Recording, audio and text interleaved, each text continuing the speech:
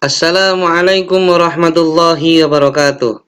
Alhamdulillahirabbil alamin wassalatu wassalamu ala asyrafil anbiya'i wal mursalin sayyidina wa maulana Muhammadin wa ala alihi wa sahbihi ajma'in, amma ba'd. Yang kami muliakan segenap dewan guru serta karyawan Madrasah Ibtidaiyah Islamiyah Kebonsari Malang serta anak-anakku sekalian kelas 3 yang dimuliakan oleh Allah Subhanahu wa taala. Alhamdulillah pada kesempatan kali ini kita bisa belajar bersama pada pembelajaran akidah akhlak untuk minggu ke-16 tentang kisah teladan Nabi Ismail alaihis salam. Untuk mengawali pembelajaran, mari kita buka dengan pembacaan doa. Semoga kegiatan kita dijadikan Allah Subhanahu wa taala amalan yang sholihan serta ilmu kita bermanfaat fid dini wa dunya hatal akhirah. Amin ya rabbal alamin. Al-Fatihah ila Nabi Muhammadin sallallahu alaihi wasallam wa ala alihi wa ashabihi wa dhurriyyatihi wa ali baitihi wa khususan ila awliya'i wa syuhada'i wa sholihin wal ulama'il amilin wa tabi'in bi ihsanin ila yaumiddin wa khususan ila walidina wa li auladina wa li masyayikhina wa li muallimina wa dawil huquqi alaina wa li jami'il mu'minina wal mu'minat wal muslimina wal muslimat al ahya'i minhum wal amwat khususan ila muassis Madrasah Ibtidaiyah Islamiyah Kebonsari Malang bi annallahi uli darajatihi fil jannah wa yanfa'una bihi wa asrarihi wa anwarihi wa ulumi wa nafadim fid dini wa dunya wal akhirah minan niyati salihah wa ila hadratin Nabi Muhammadin sallallahu alaihi wasallam. Al-Fatihah. A'udzu billahi minasy syaithanir rajim. Bismillahirrahmanirrahim. Alhamdulillahi rabbil alamin arrahmanir rahim maliki yaumiddin iyyaka na'budu wa iyyaka nasta'in ihdinas siratal mustaqim siratal ladzina an'amta 'alaihim ghairil maghdubi 'alaihim waladdallin amin. Rabbi ighfirli wa liwalidayya wa lil mu'minina amin. Bismillahirrahmanirrahim. Raditu billahi rabba wa bil islami dina wa bi Muhammadin sallallahu alaihi wasallam nabiyyan wa rasula. Rabbi zidni ilma warzuqni fahma waj'alni min ibadikas salihin. Amin ya rabbal alamin.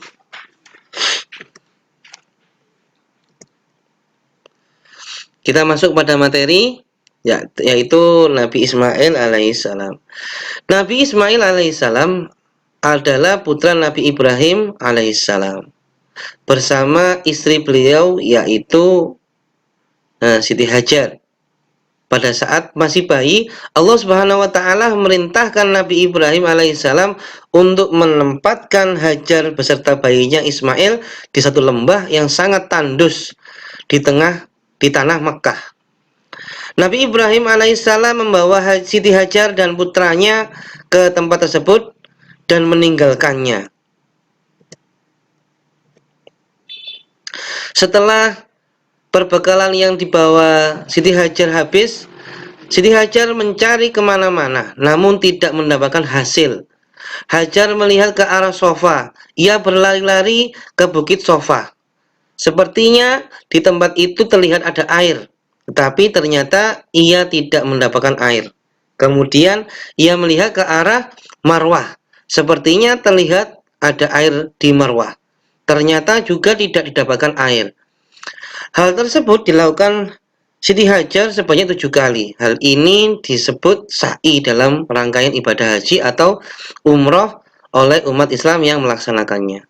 Jadi pada waktu itu pembekalan habis. Perbekalan habis, terus Siti Hajar ini dan Nabi Ismail merasa haus. Kemudian Siti Hajar ini melihat berlari ke bukit Sofa.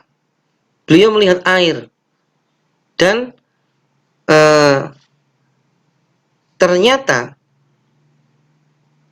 Siti Hajar tidak mendapatkan air, hanya melihat ada semacam air.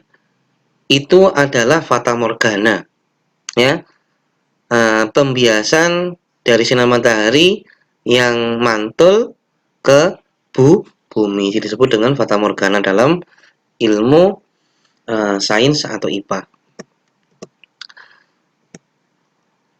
Atas peristiwa tersebut, Allah Subhanahu wa taala mengutus malaikat Jibril untuk menyuruh Nabi Ismail yang masih bayi menjejakkan kakinya ke pasir.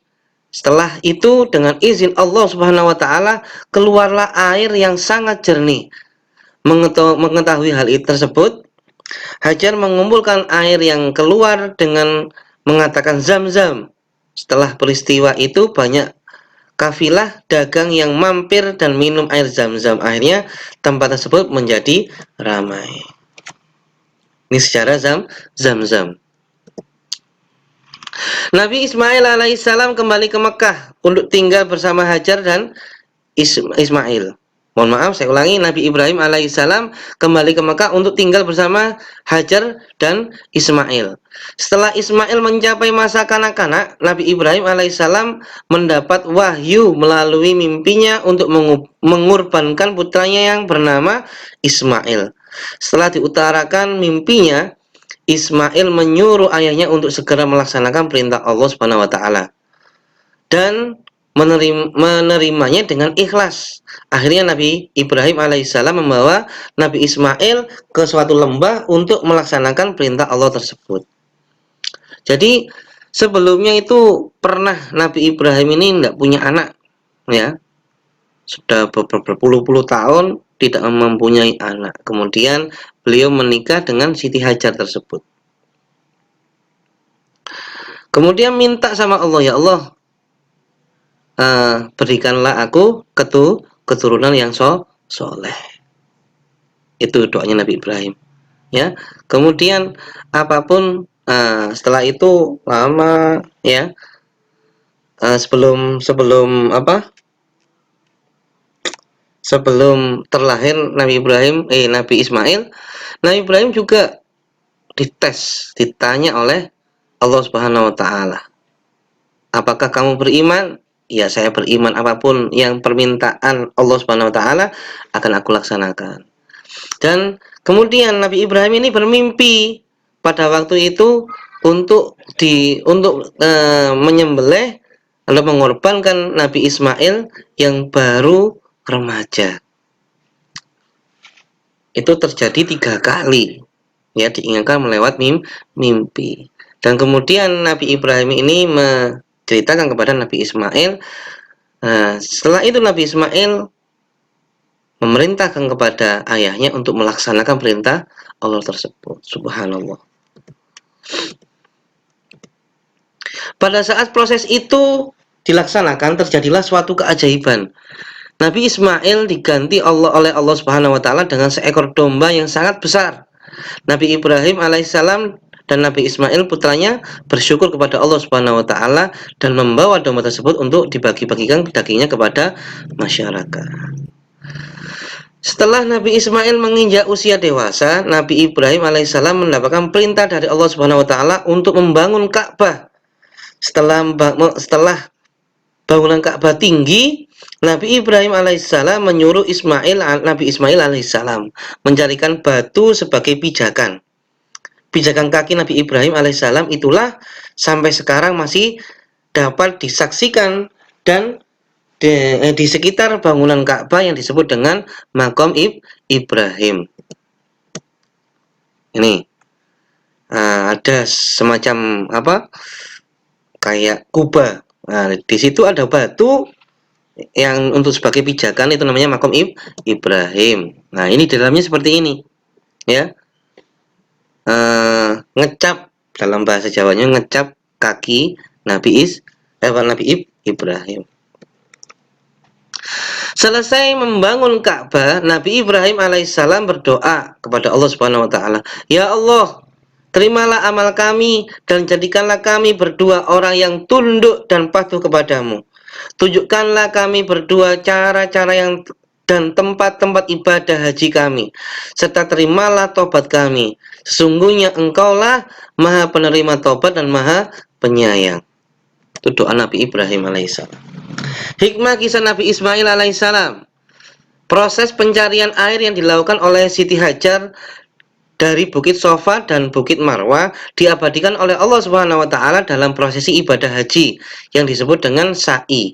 Sa'i adalah berlari-lari kecil dari Bukit Sofa ke Bukit Marwah yang berjumlah 7 kali pada saat menjalankan ibadah haji atau umroh. 2. Air yang keluar dari pijakan kaki mungil Nabi Ismail alaihissalam disebut air Zam-Zam. Air Zam-Zam dan sumurnya hingga sekarang masih dikenal Muslim di seluruh dunia. Air Zam-Zam memberikan kehidupan pada masyarakat di sekitarnya dan masyarakat dunia. 3. Tempat tandus yang ditinggali oleh Nabi Ismail alaihissalam dan Siti Hajar namanya Makkah, tempat lahirnya dan nantinya tempat lahir seorang nabi dan rasul sebagai penutup para nabi dan para rasul, yaitu Nabi Muhammad Shallallahu Alaihi Wasallam. Meneladani perilaku Nabi Ismail alaihissalam. Nabi Ismail alaihissalam merupakan seorang anak yang taat kepada Allah Subhanahu wa taala. Ketaatan beliau terlihat ketika Nabi Ibrahim alaihissalam memberitahukan adanya perintah Allah untuk mengorbankan Nabi Ismail. Ia tidak menolak. Nabi Ismail alaihissalam patuh terhadap perintah Allah Subhanahu wa taala dan meminta ayahnya agar segera melaksanakan perintah tersebut. 2. Nabi Ismail alaihissalam merupakan anak yang berbakti kepada orang tuanya. Beliau tidak membenci ayahnya, meskipun ketika bayi ditinggal di padang tandus. Nabi Ismail alaihissalam menyadari bahwa semua yang dilakukan ayahnya itu Nabi Ibrahim alaihissalam merupakan perintah Allah Subhanahu wa taala yang wajib dilaksanakan.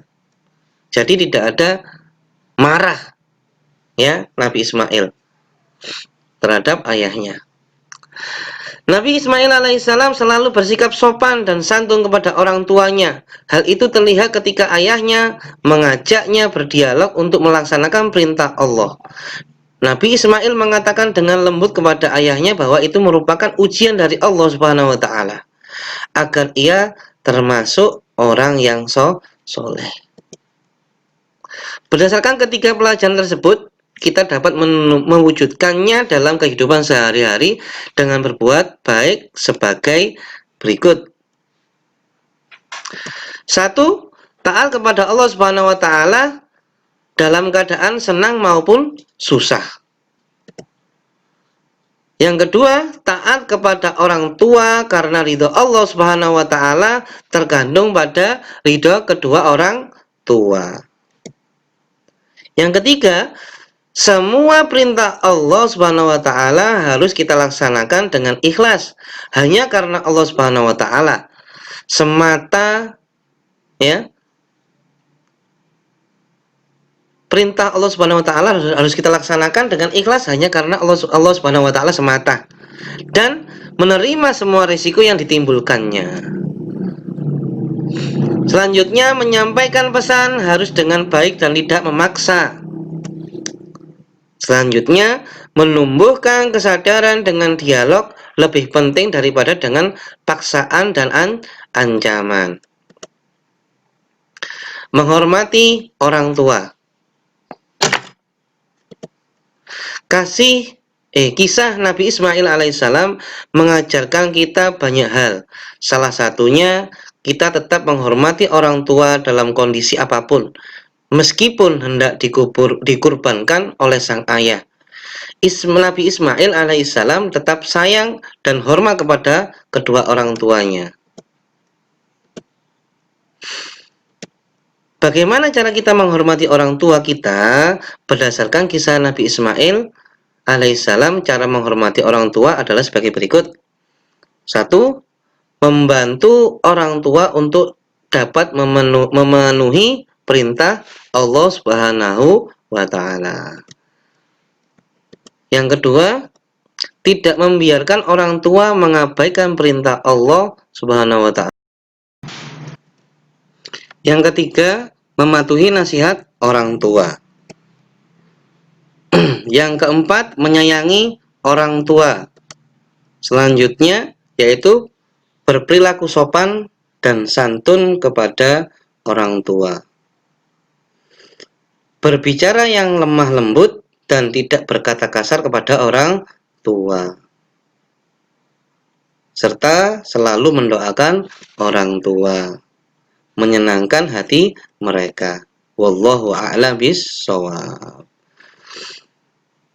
Demikian tadi materi singkat tentang kisah Nabi Ismail dan apa yang harus kita lakukan sebagai bentuk ibrah Nabi Ismail kepada Nabi Ibrahim, dan kita harus melakukannya kepada kedua orang tua kita.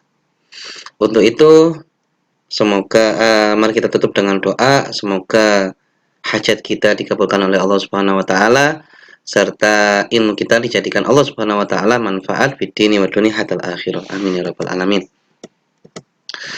A'udzu billahi minasy syaithanir rajim. Bismillahirrahmanirrahim. Wal 'ashri innal insana lafi khusrin illa alladziina aamanu wa 'amilus shaalihati wa tawashaw bil haqqi wa tawashaw bis sabr.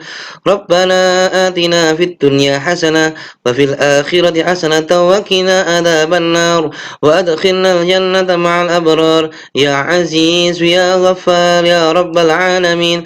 بفضل سبحان ربك رب العزة أما يصفون وسلام على المرسلين والحمد لله رب العالمين. Minni apa minkum. Wassalamualaikum warahmatullahi wabarakatuh.